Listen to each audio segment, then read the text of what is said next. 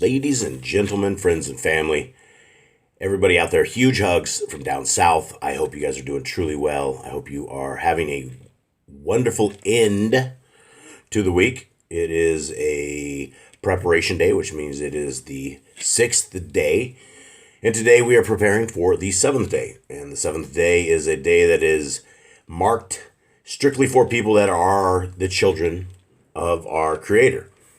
And if you're not keeping the Sabbath day, right out of the gate, you're breaking one of the 10 commandments. It says keep the Sabbath day. And there's absolutely zero place anywhere in the Bible that ever says the Sabbath day has been changed from the 7th day to a Sunday, the first day. That was done by the Catholic Church. That was done by man, the doctrines and traditions of men. That was done by those who want to change the times and different sanctified times that our Creator has. Nobody knows of them anymore. No one keeps the Sabbath day. And so I implore you that as we end today, if there's a way that you guys can get any kind of crock pot meals or meals that you do not have to prepare on the next day, that you do this and then you plug the crock pot in. And I know a lot of you guys can't, but for those who can, our Creator knows, and he values every single person, especially people that are attempting to do this in any way that they can. We're not supposed to buy or sell or make anybody work on the Sabbath day. And so it is a day of rest. It's a day of rest for our oxen, for our animals, for everything, right? We're not supposed to have our slaves or anything that we have. And I'm just saying slaves because that's what it says back in the day. Nobody's supposed to work. Nobody anywhere. And so our Creator took his day of rest on the 7th day and sanctified it and blessed it. And that day is blessed. And you're either receiving the blessings of keeping the Sabbath day or you're not receiving the blessings of keeping the Sabbath day. But none of this actually has anything to do with today's lesson. And that was just kind of a one-off. My name is Jason. This is the Yahoo and the Torah channel. And I truly appreciate the time that you guys spend here, and I truly appreciate all of you guys. I value all of your input. I look forward to your comments. I look forward to hearing what you guys have to say. Even the naysayers, the people, the Christians out there who will get very angry at the things that I say. And I say all of this in love. I say it because we are supposed to love, and we are supposed to fish for men. We're supposed to do this. We're supposed once we find the secret, which I believe is the secret of our Creator, and it was only a secret because man has hidden it from us. And, we've been introduced into 35,000 different kinds of religions that would have us believe that the laws of God are gone and are no more, which is silly and makes zero sense. All you have to do is read the Bible. And when you read that Bible, you will understand that the will of our Creator is holiness, righteousness. And it's about love. It's a love for our neighbors, our friends, our Creator. We're supposed to love Him with all our heart, mind, and soul. The whole Torah is built upon this. And if love was applied in our lives, it would, like Paul says, the multitudes of sins would be over. But one of the things I want to talk to you guys about today is a tough subject because the Christian religion has actually taken the writings of Paul and they've made it their doctrine that they're able to live in sin and defile things, and they think that it is a horrible thing to keep the laws, statutes, and commands of our Creator, when in fact it is a blessed thing. It is a beautiful thing. It is a good thing. And unless you keep them, you don't understand the feeling that I'm talking about. But walking with our Creator and walking as He wants us to walk is a happy walk. Even in bad times, even in trials and tribulations, you know that we are with our Creator, and as bad as it gets, He's walking with us if we're walking with Him. Now, it's not default. He's not just walking with us if we are not returning the favor. And He blesses us as we seek Him and seek His ways and seek His Son, right? The most important thing, and this is how we all come to salvation, is by Yahushua. Yahushua, Jesus the Christ, as most people know Him by. But that is the ultimate sacrifice that was delivered for us on Calvary, on the stake, on a tree. They hung Him on a tree. And He walked the Torah perfectly. And because He walked that Torah perfectly, His blood was accepted by our Creator as not just atonement for our sins, but forgiveness of our sins. But that is the beginning of our quest, because His commands The commands of our Messiah are the same commands of his Father. His will is the same will of his Father. It's two separate entities doing the teamwork and the goal of one. So when we look at the Torah and we look at the rest of the world, and not when I say world, when I say the rest of the Bible, everything, when we know the Torah, we know what is right and what is wrong. We know what iniquity is, and we know what is not iniquity. And it's very easy to walk this world when you know the Torah. It becomes a simpler walk, and evil becomes very easy to identify. And our brother Shaul, first and foremost, he was writing to assemblies. They were not over there setting up churches that all the church people today, churchianity thinks that Paul went and set up. He was setting up ecclesias, which were small meeting groups, assemblies, right? And so he had Timothy in one of these. And these letters, the letter we're going to go over today, Paul was in Greece, somewhere in Greece, Macedonia, and he was writing this letter to Ephesus and to Timothy, who was there. And he was dealing, and they were dealing with issues within this assembly. And so when we take the writings of Brother Shaul, we have to understand that, number one, he is extremely schooled in the Torah, that he had it memorized, right? He was within a sect. He was a Pharisee prior to his conversion. And in his sect, you had to memorize the Torah. And so it's not like this man does not know the Torah at all. In fact, he knows the Torah better than most would ever know it. And so our brother Shaul is quoting mostly from the Torah, but what he throws in there that nobody else does is he throws in other commandments, and he adds two things. And for the most part, it's really good advice. But at the same time, you have to understand that these letters are not to you. They are not to your assembly. They are for a time and a situation long ago. And the Christians have taken these letters and they apply them to a church of today, a church that's worshiping on the wrong day. They believe that they are in the grace of our Creator and can change his day of worship to another day, and it's all good, and that our Creator dwells with them in a temple made of man, and they don't. So this is where we must understand the Torah. First of all, we must have the Torah written on our hearts, minds, and souls, that you're impenetrable. Nothing can penetrate you unless it bypasses the Torah first. So what do I mean by all this? Well, here's what I mean. It says, stop drinking only water and use a little wine because of your stomach and your frequent illnesses.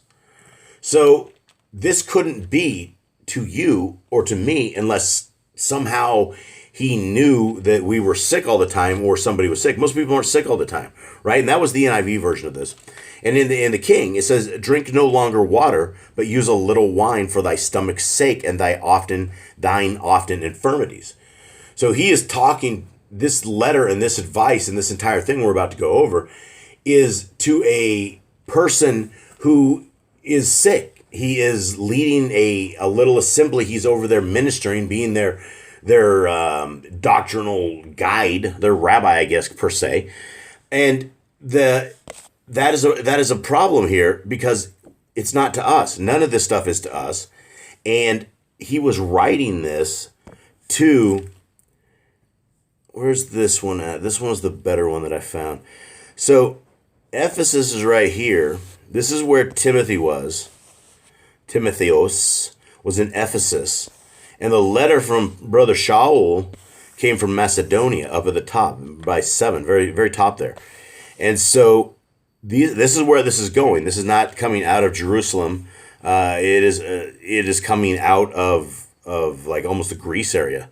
And so that is where this is coming from. And so I'm going to read this one out of the NIV, and we're going to go back and forth because translation is everything. And there's some interesting stuff in here that I would like to point out. And I don't think Brother Shaul is wrong in the stuff he states, but some of the stuff he states is not based upon the Torah. It's not in the Torah. It's not found to be the Torah.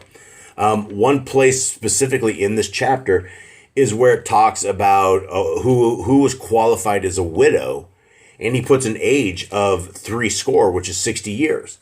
And then he puts a whole bunch of standings under her of things she had to accomplish in this widowhood to become classified as this widow who is qualified to be helped. That isn't in the Torah anywhere. None of that is found at all. There's no. It's always we're supposed to help the orphan and the widow and those in trouble and those in prison and the oppressed. Those are the people we are supposed to help. The poor, the weak, those things like that. It never ever said anything like this. And so the letters to Timothy, he must be dealing with an assembly that has like widows that are doing stuff. And Paul also goes into basically throwing a lot of widows under the bus as he describes them as gabbers and things of this nature. We'll get into this. I don't find that in the Torah anywhere. It's a perception. It is what he sees. It is what he has seen in his ministry. But we must be founded in the Torah 110,000% so that we could see stuff like this, and it just catches red flags.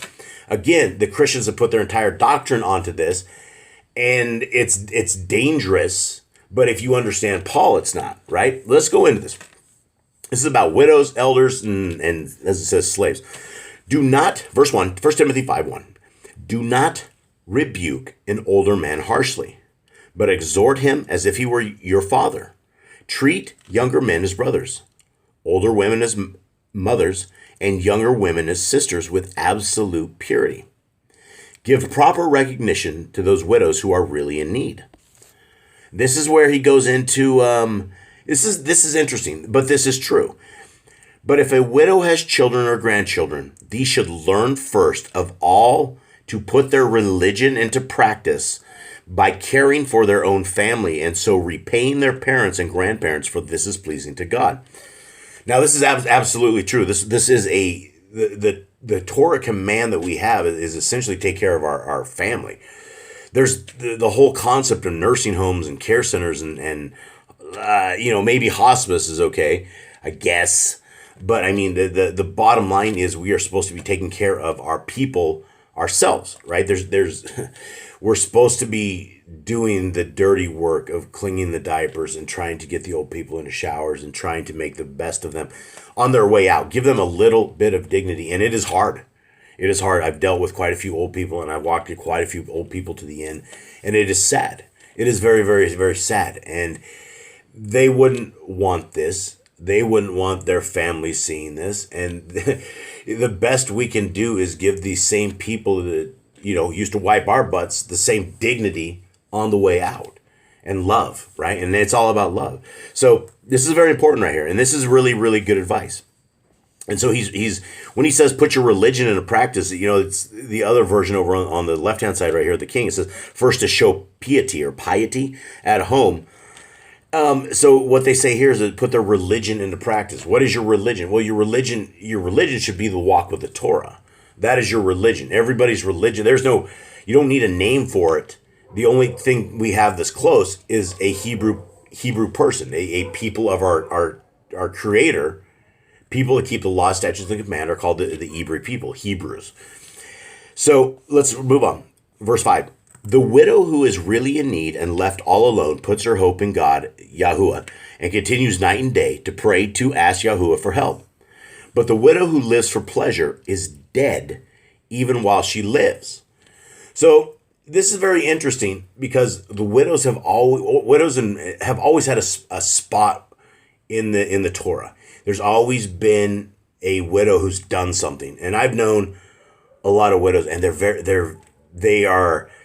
nothing like losing your spouse, right? There's nothing like losing your spouse. It's like your piece of you is gone, and the older you are, the longer you've been together, and it's a terrible thing, right? It is a terrible thing, and the only hope that we have is that there's a place after this, a better place, right? And our hope has to be in the kingdom.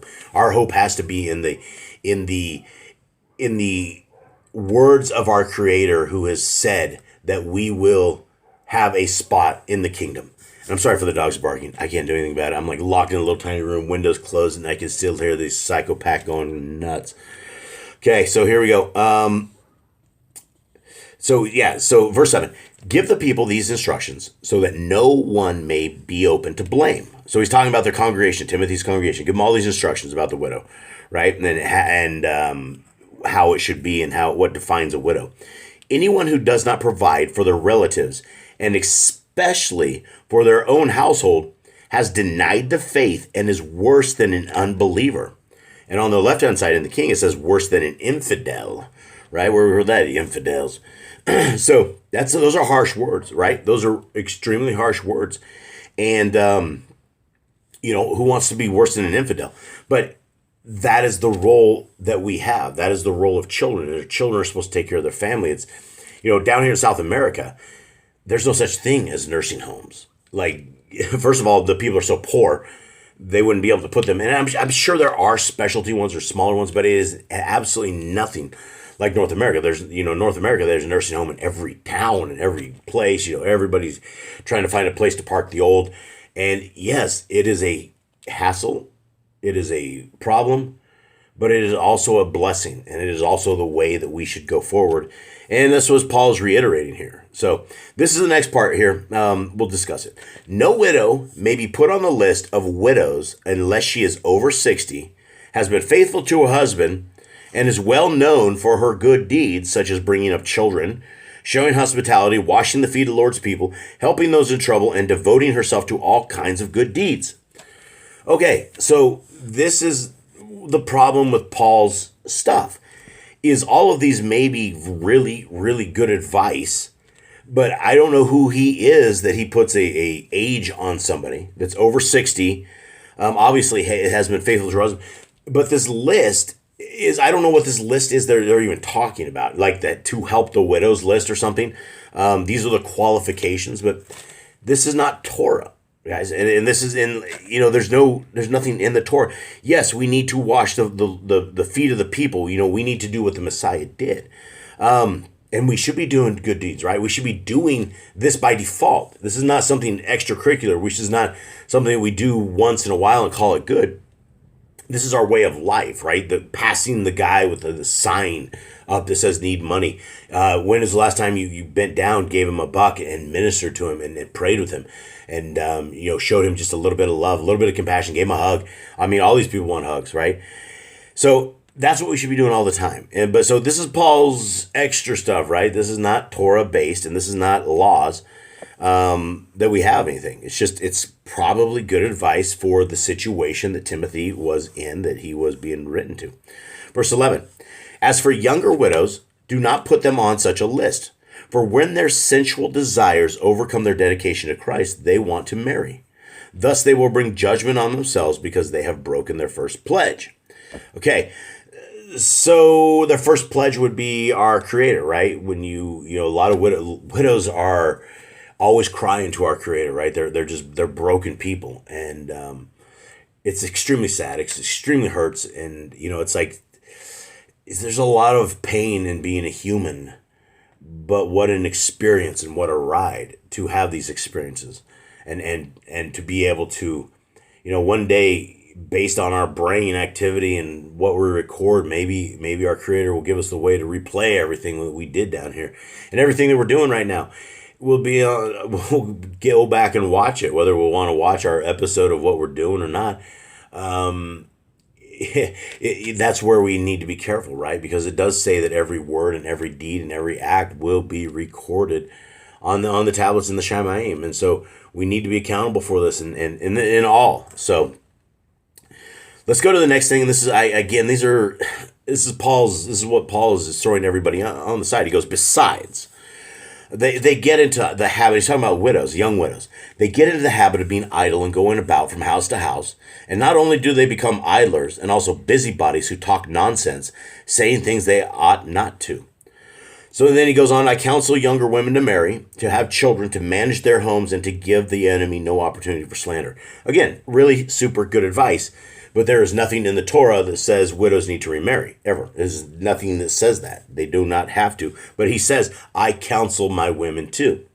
And again, this is probably good advice, but I don't agree with 13. And I mean, he's basically throwing every young widow under the bus, and I've known a lot of young widows as well, and I don't see this out of them. But I don't know. I mean, that's what my feeling is on it. And verse 15. Some have, in fact, already turned away to follow Satan. And they're actually calling Satan that's the proper name when they capitalize this. And it is the proper name in the Sefer as well.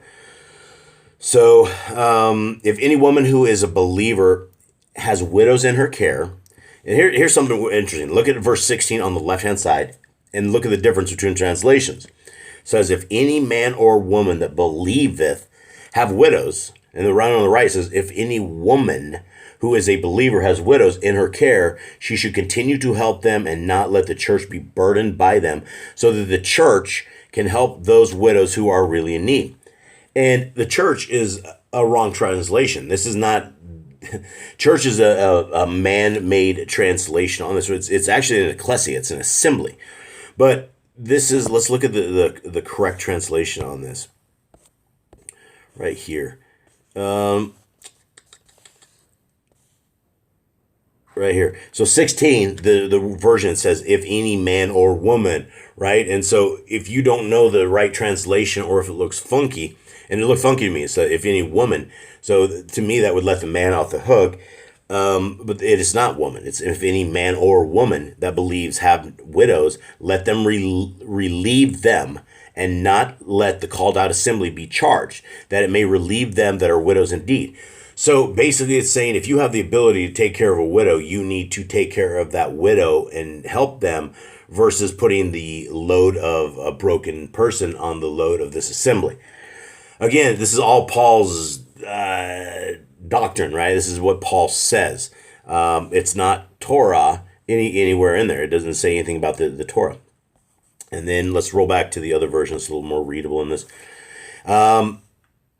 Verse 17, the elders who direct the affairs of the church well are worthy of double honor, especially those who work in preaching and teaching. He's saying the elders, and not like a deacon or something. He's saying the elders as in the old people that are working for this assembly, that are helping out, that are dedicating their time to basically Yah.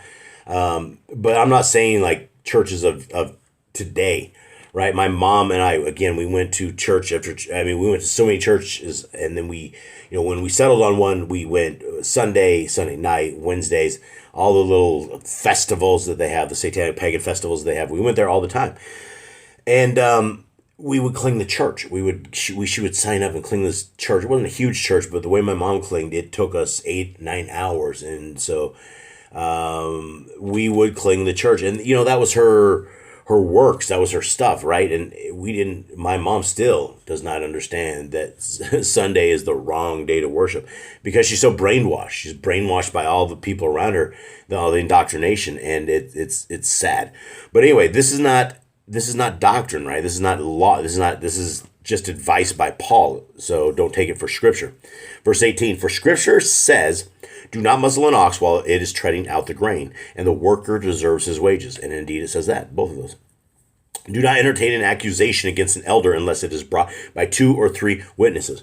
And again, this is Paul's, this is the actual Torah laws is you need 2 witnesses for any kind of confrontation that you're due. If you're going to throw somebody under the bus, you need the people that are on the bus ride, and then you also need another witness saying, hey, these people are there. You need to have it. But then he throws in, don't mess with the elders. If somebody comes up, starts bickering about the old folks who always have crazy nitpick things that I think it just comes with age, but this is where we love must trump the nitpicky stuff of old age and love those in all stages and ages of their lives. So anyway, he's again, verse 19. He's kind of reiterating the Torah, but it's he's adding, he's mixing it up right there. Verse 20. But those elders who are sinning, you are to reprove before everyone, so that the others may take warning. And that's essentially the Torah, but that's not just for elders; it's for everybody. We're supposed to judge based upon the Torah, and that's our test. There's no other way of judgment, but by the Torah. I charge you in the sight of Yahushua and Yahushua HaMashiach and the elect and angels to keep these instructions without partiality and to do nothing out of favoritism. Okay, so he beseeches us and he charges, basically says, I command you in the sight of Yah and Yahushua and the elect angels to keep it. So, I mean, basically there's three sets of witnesses against, for these instructions. But he said, and don't show people favoritism. I mean, that and that's a big thing. Our Messiah talked about the favoritism thing and about how the rich people go into the temples and, they get the nice places while the poor people get the footstools and things of that nature. So don't show favoritism. Verse 22, do not be hasty in the laying on of hands and do not share in the sins of others. Keep yourself pure. I thought that was a very interesting part in that, right? So did Timothy have an issue with laying hands on people, or what was happening in this church that this advice was do not be hasty in the laying on of hands? And it's like, don't be quick to put hands on people. And, over on the king side, it says, lay hands suddenly on no man, neither be partakers of other men's sins. So what, I'm not sure what that means or what he's replying to, but it's very interesting. And then verse 23 right here is, again, this is how you know it is to Timothy. And if Brother Shaul thought that his letters that he was just writing back and forth would somehow become doctrine for all generations, and like people would follow after him like he is an Elohim, and Palestinians, he would probably write these things way differently than he did, because he did not mean to lead people astray. But he says right here, he says, stop drinking only water and use a little wine because of your stomach and your frequent illnesses. So a lot of people are like, hey, what about drinking alcohol? There's zero commandment against abstaining from alcohol.